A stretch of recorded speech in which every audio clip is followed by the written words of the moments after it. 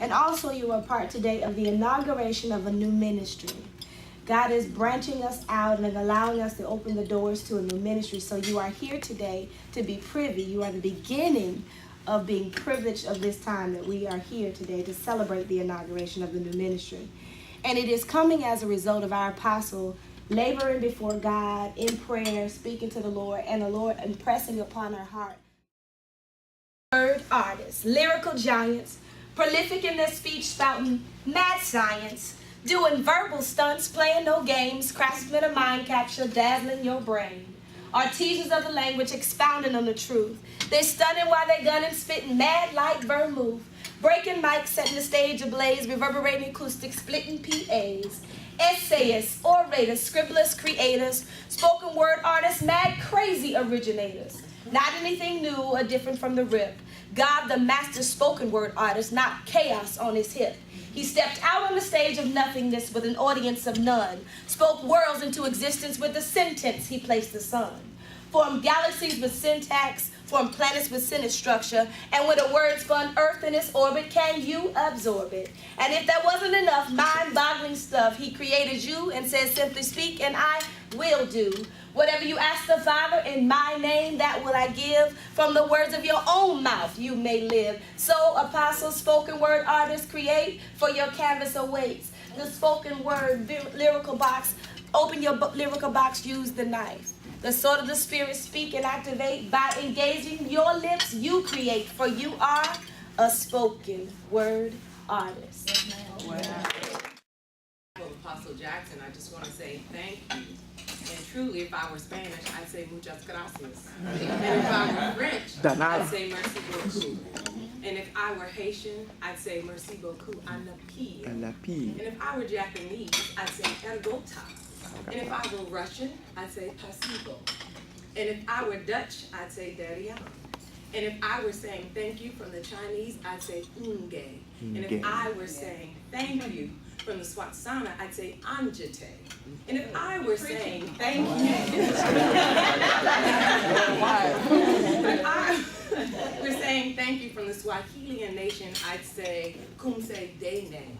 And if I were saying thank you from the Italians, I'd say mille grazie. But since I am just a black girl, I say thank you. Help. I've understood that my mission in life is to be a help. I'm anointed to help. I'm anointed to be assistant to anyone that I work with, that I'm in alliance with. I'm a very loyal person. Even in the midst of maybe frustration, I'm still loyal to the people that I work closely with. And the Lord spoke to me and gave me some directives on a conference, several conferences in the Ezreaonne Jackson ministry. And a trifold is going to be passed out to everybody so that you get a good understanding of what God has spoken to me about. My question to God, or my answer to God, was similar to Moses's. You know, I don't have the speech, but that's what Moses said. I can't talk. I didn't tell God that. I said, but God, I'm not big enough to do what you want me to do. And he spoke back to me and said, who's big enough, you or me? I said, you are. He said, just do what I tell you to do and watch me launch it out. And so this is the birthing place of me obeying God. Part of what the Lord has me to do is to have conferences for those generals that are in the gospel, apostolic generals who hear from God, have a call but can't understand, or is so faint they don't know which direction to go into. And because I walk in the apostolic and understand the apostolic and bold enough to move in the apostolic past denominational barriers and structures that people have, I don't even know that they're there. I remember one preacher asked me the other day, it was Jamila's husband, what were some of the challenges of being a female pastor? And I thought about it for a minute. I said, I don't have any. I don't have any challenges being a female pastor. I just do what God tells me to do. And they might have the problem, but I don't have the problem. I can't identify any problem whatsoever. And I bless God for that, because he's brought me to a place to see like him, because God doesn't see any barriers. So part of what I'm supposed to do is to bring those people together and have a resource or bring sources together. And then he spoke to me the other day. He said, not just generals in the gospel. I want you to bring the political arena together. I want the judges and the lawyers and the police officers.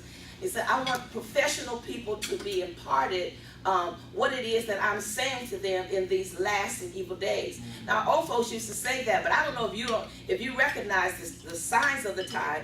The Zeitgeist tells us to understand the signs of the time or the spirit of the season, and I learned that from my godfather, Reverend Rayfield Vines, to understand the spirit of the season. And it's just about up. It's the last call. And if you've got anything in you that God is dealing with you about, you need to get up and get it done quick and a hurry. It makes no difference how old you are, what educational background you might have, what denomination you came from. It's time for those to get up, all the dry bones to get up and hear the clarion call and move forward. And that is what God has commissioned me to do. So I'm hearing the voice of God, gathering people together that I know have an apostolic ear. It's the difference between being an apostle and having an apostolic ear. There are many that have an apostolic ear but don't have an apostle speaking into their lives. So in order for them to be activated, they have to have an apostolic ear. If you remember in 1 Kings 17, the Lord said to Elijah, said, go to a brook. I commanded the ravens. There was a commandment in a bird to feed the man to God. Then he told him to go to Zarephath. And Zarephath was a place of refining. He said, I commanded a woman there to sustain you. But the woman didn't know she had a commandment until the man of God activated the commandment in her. So many of us don't realize that there's some people waiting on us to activate a divine. Your grandmother's prophecy has come to pass. Who say to them, you need somebody who's going to help save your life and bring food, help you bring food to the table that you're not seeing.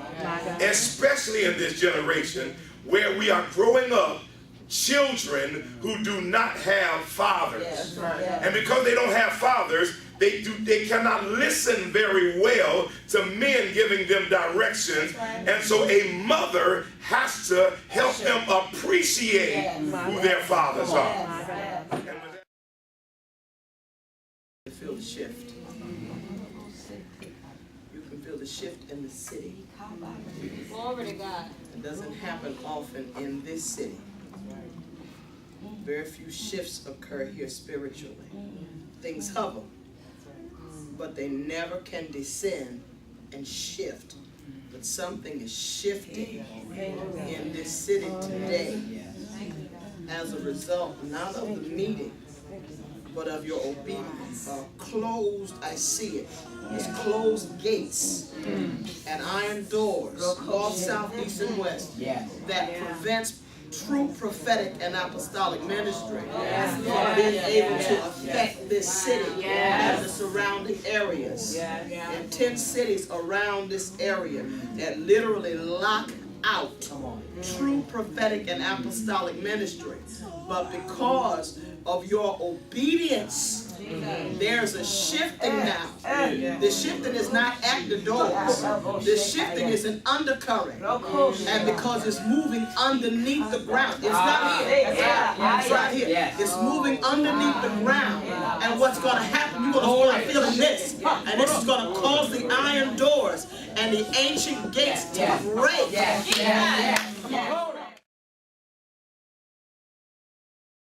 How do you feel about the unveiling of Ezreaonne Jackson's Ministries? It's wonderful because I think it's something that God is calling the true body of Christ to right now. This is the season for people to rise up. We're here with Pastor Obi, all the way from Durham, North Carolina. And I just want to ask you, how do you feel today? How the emotions that's going on in Ezreaonne Jackson Ministries unveiling today? It has been an overwhelming experience, and the presence of God is so preeminent in this place, and it feels like an evolving, yes, and I am just honored and blessed to be here. Well, this is her publisher, amen. We just want want to ask you today, how do you feel about the unveiling of the Ezreaonne Jackson Ministries? Give me some of them emotions that's going on right now. I am excited. I'm overwhelmed. It's overdue. This is something that is overdue. It's been in the birth canal for a long time, and now it's finally pushed forward. So I'm excited. I'm waiting. I need somebody in my ear. So yes, anticipation. I mean, there's just so much. It's like, God, thank you. It was answer, I know for me personally, for a prayer. So I'm sure I'm not the only one. So yes, I'm excited. Yes, and to see the vision come to pass that she's been talking about, that we've been talking about, you know, pushing her, you know, as not only her friends, but, you know, as a business. When it's due season. In due season, yes, trying to get her to get yet though the vision tarries. Yes, wait on it. The unveiling of the Ezreaonne Jackson Ministries. Oh, I felt honored and I felt blessed to be a part of this special occasion. I would have missed it for the world.